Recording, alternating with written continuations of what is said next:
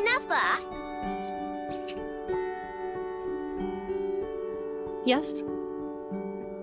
Do you like kittens? Do you want a kitten, Aino? Don't you think Ashrio's a total cutie patootie? I know. We have discussed this before. Our house is not suitable for pets. I know that. I don't want a cat or anything. I promised you, didn't I? But say, Ineffa, do you want to transform into a cat?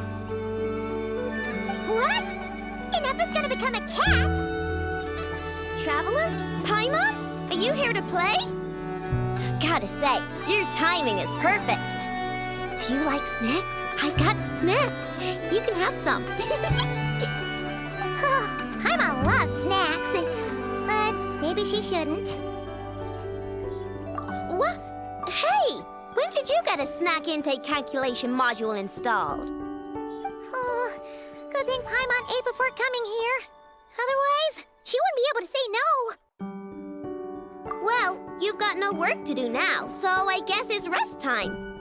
Which means I'm going to make a nice kitty outfit for Ineffa. Help me out, Paimon. And I can make one for you while I'm at it.